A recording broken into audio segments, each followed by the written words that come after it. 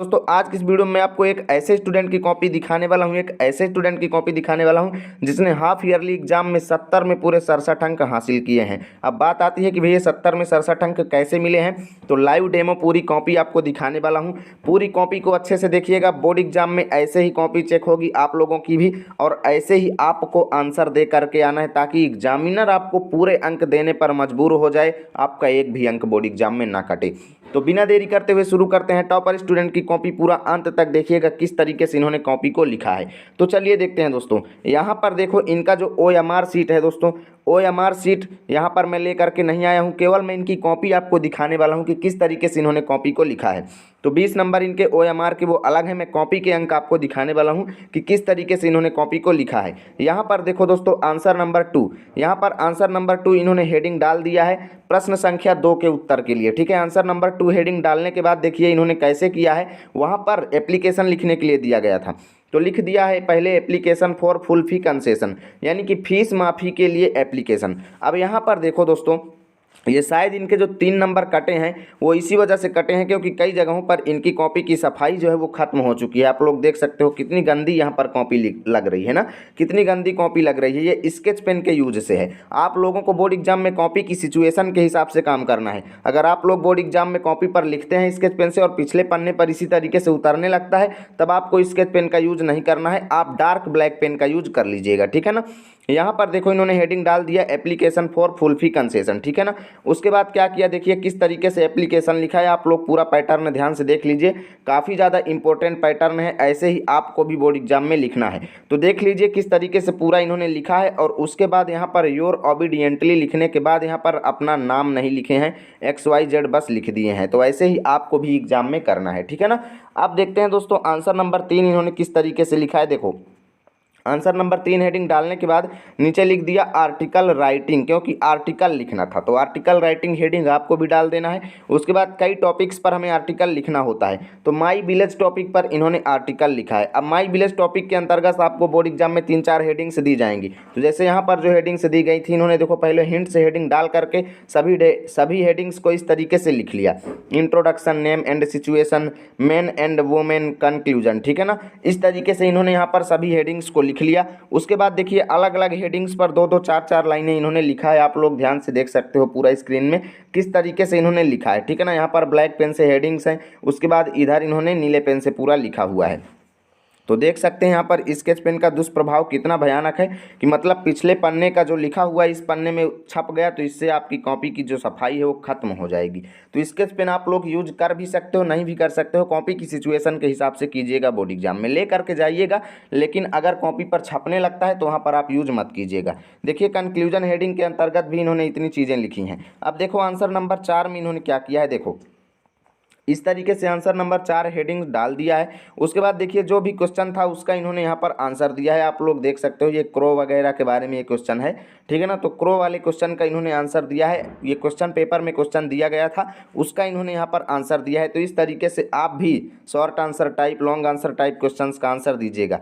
कई लोग क्या करते हैं दोस्तों, बोर्ड एग्जाम में कहते हैं प्रत्येक क्वेश्चन पूरा होने के बाद इस तरीके से लाइनिंग की जाती है, इस तरीके से डबल डबल इस तरीके से कहते हैं लाइनिंग करते हैं। देखिए इस तरीके की लाइनिंग करने में आपका कोई प्रॉफिट नहीं है, कोई प्रॉफिट नहीं है। चाहे आप कॉपी में 2 लाइन 3 लाइन करें, 4 लाइन करें, कोई भी प्रॉफिट आपको नहीं मिलने वाला है, फालतू आपका टाइम बर्बाद होने वाला है। सिंपली आपको कुछ नहीं करना, बस इस तरीके से आपको हेडिंग डाल डाल करके लिख देना है बस। कोई वगैरह इसको बॉक्स में पैक करने की कोई ज़रूरत नहीं, इस तरीके से इसको सजाने की कोई ज़रूरत नहीं। सिंपली आपको इस तरीके से लिख के नीचे डबल अंडरलाइन कर देना है बस। टाइम कम है तो अंडरलाइन भी मत कीजिए, बस सिंपली इस तरीके से लिख दीजिए अपना आंसर, बस सही लिखिए, हो गया। देखो आंसर नंबर 5 में इन्होंने जो क्या बोलते हैं डायरेक्ट इनडायरेक्ट वगैरह के क्वेश्चन थे, एक्टिव पैसिव का देखिए एक एक अंक इनको पूरे मिले हैं। तो यहाँ पर देखो सिंपली आपको कुछ नहीं करना। आंसर 5 में देखिए 3-4 भाग दिए गए थे, जिसमें एक को डायरेक्ट इनडायरेक्ट में बदलना था, एक को एक्टिव पैसिव में, एक को रीऑर्डरिंग करना था। ठीक है ना। और कई प्रकार के क्वेश्चन थे। तो इन्होंने क्या कर दिया, आंसर नंबर 5 यहाँ पर हेडिंग डाल करके 5 का ए, 5 का बी, 5 का सी, 5 का एफ, देखिए 5 का सी और डी इन्होंने नहीं किया है, तो 2 नंबर इसके यहाँ पर इनके कटे हैं। ठीक है ना। सी और डी नहीं किया है। तो देखिए इस तरीके से आपको भी आंसर नंबर 5 एक जगह डाल देना है। 5 का ए, 5 का बी, 5 का सी, 5 का डी, 5 का एफ जी, इस तरीके से डाल करके लिख देना है। बार बार आपको आंसर नंबर 5 का ए, आंसर नंबर 5 का बी डालने की कोई ज़रूरत नहीं, फालतू टाइम आपका बर्बाद होगा। सिंपली आपको एक जगह हाईलाइट करके आंसर नंबर 5 लिख देंगे और उसके बाद 5 का ए इधर डाल देंगे, 5 का बी डाल देंगे, 5 का सी डाल देंगे, 5 का डी एफ जितना भी होगा डाल करके सबका लिख देंगे और देख सकते हो भरपूर अंक इनको सभी क्वेश्चंस में मिले हैं। अब देखते हैं आंसर नंबर 1। पोएम लिखते समय क्या सावधानी रखनी है, ध्यान से देखिएगा। आंसर नंबर 11 हेडिंग इन्होंने यहाँ पर डाल दिया, सॉरी आंसर नंबर 11, ठीक है ना। उसके बाद यहाँ पर पोएम लिख दिया, ठीक है ना, कि हम पोएम लिख रहे हैं। पोएम लिखने के बाद देखिए इन्होंने इस तरीके से पोएम लिखा है। शुरुआती अक्षर कैपिटल लेटर सभी लाइनों का रहेगा, ध्यान दीजिएगा। शुरुआती अक्षर आपको इस्तेमाल नहीं करना है, ठीक है ना। इसी तरीके से आपको भी बोर्ड एग्जाम में लिखना है और इनको पूरे पोएम के 4 अंक जो निर्धारित हैं इनको पूरे मिले हैं, ठीक है ना। अब देखते हैं आंसर नंबर 9 में इन्होंने क्या किया है। देखो यहाँ पर अगर ध्यान से देखो तो यहाँ पर इन्होंने आंसर नंबर 11 लिखा है, उसके बाद आंसर नंबर 9 लिखा है। तो देखिए ज़रूरी नहीं है कि बोर्ड एग्जाम में आप लाइन से लिखें कि 11 के बाद आपको 12 ही लिखना है। आपको जो आए सर्वप्रथम उसका आंसर आपको देना है। ज़रूरी नहीं कि आपको पहला क्वेश्चन नहीं आता तो आप दूसरे का भी आंसर ना दें, इस तरीके से नहीं करना है। पहला दूसरा तीसरा नहीं आता, चौथा आपको आता है, आंसर नंबर 4 डाल करके लिखना शुरू करो। अब देखते हैं यहाँ पर, देखो यहाँ पर जो वर्ड मीनिंग वाले क्वेश्चंस थे इसको यहाँ पर इन्होंने देखो सबको मैच कर दिया है, आप लोग देख लीजिएगा, ठीक है ना। और देखते हैं दोस्तों आंसर नंबर 7 का बी यहाँ पर इन्होंने हेडिंग डाला है। आंसर नंबर 7 के बी में जो क्वेश्चंस थे वो लेंचो वाला चैप्टर का क्वेश्चन था ना, तो लेंचो वाले चैप्टर्स का देखिए क्वेश्चन का इन्होंने आंसर किस तरीके से दिया है और 3 अंक का क्वेश्चन था और पूरे अंक इनको मिले हैं, ठीक है ना। अब देखते हैं दोस्तों यहाँ पर आंसर नंबर 8, देखिए इनके सभी आंसर जो हैं इधर उधर हैं, इसमें दिक्कत कुछ नहीं है, आपका आंसर बस सही होना चाहिए, ठीक है ना। आंसर नंबर 8 हेडिंग डाल करके देखिए इन्होंने कैसे लिखा है।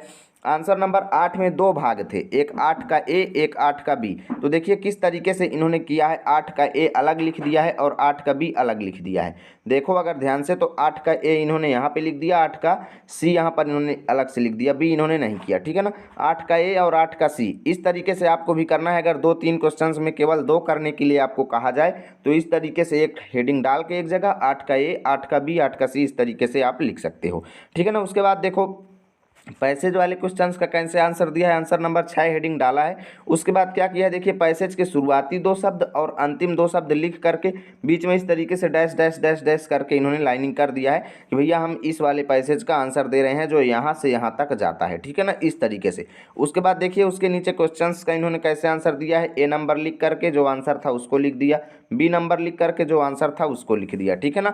दोबारा आंसर नंबर 6 ए डालने की कोई ज़रूरत नहीं, सिंपली आपको ए बी डाल करके आंसर कर देना है। देखिए उसके बाद देखिए दोस्तों यहाँ पर इन्होंने आंसर नंबर 10 किस तरीके से किया है। देखो आंसर नंबर 10 हेडिंग डाला है। उसके बाद देखो ये शायद पोएट्री का एक स्टैंजा था, तो देखिए बट इफ़ इट शुरू में लिख करके और लास्ट के लिख करके बीच में इस तरीके से आपको भी डैश डैश कर देना है। उसके बाद जो क्वेश्चंस आपको पूछे जाएँ उनका आंसर आपको पहला, दूसरा, तीसरा, चौथा नंबर डाल करके आपको आंसर कर देना है, ठीक है ना। अब देखते हैं यहाँ पर 4 नंबर इनको भरपूर मात्रा में मिले हैं। उसके बाद आंसर नंबर 12 हेडिंग डाला है। देखो आंसर नंबर 12 हेडिंग्स में जो कुछ इनसे क्वेश्चंस पूछे गए थे उन सब का इन्होंने आंसर दिया है ए बी डाल करके, ठीक है ना। अब देखिए इन्होंने आंसर नंबर 13 में एक यहाँ पर शॉर्ट आंसर टाइप क्वेश्चन का आंसर दिया है, ये शायद सप्लीमेंट्री से क्या था, नहीं, देखिए यहाँ पर आंसर नंबर 13 बी डाल दिया, प्रोज का क्वेश्चन था, ठीक है ना। आंसर नंबर 13 बी डाल करके इसके नीचे देखिए इन्होंने क्वेश्चन का आंसर दिया है। देखो ये ट्रिकी वाला चैप्टर है, शायद सप्लीमेंट्री का, हाँ सप्लीमेंट्री का है, तो देखो इन्होंने इस तरीके से यहाँ पर इसको आंसर किया है। और लास्ट में देखो रोल नंबर 20 लिख दिया है, जो इनका रोल नंबर था उसको यहाँ पर इन्होंने लिख दिया है। तो इस तरीके से आपको भी बोर्ड एग्जाम में लास्ट पन्ने में अपना रोल नंबर इस तरीके से लिख देना है और ऐसे एक लाइन कर देना है कि यहाँ से हमने अपनी कॉपी को लिखना ख़त्म कर दिया, आगे हमने रोल नंबर लिख दिया। अब इस कॉपी के रोल नंबर के आगे जो कुछ भी लिखा है वो हमारा लिखा हुआ नहीं है, वो दूसरे का लिखा हुआ है, ठीक है ना। यही नियम होता है कि कॉपी जहाँ से आप लिखना बंद करें वहाँ पर अपना रोल नंबर लिख दें। तो इस तरीके से आज की कॉपी हमने पूरा दिखाया है। अगर वीडियो अच्छा लगा है तो लाइक और शेयर जरूर करें।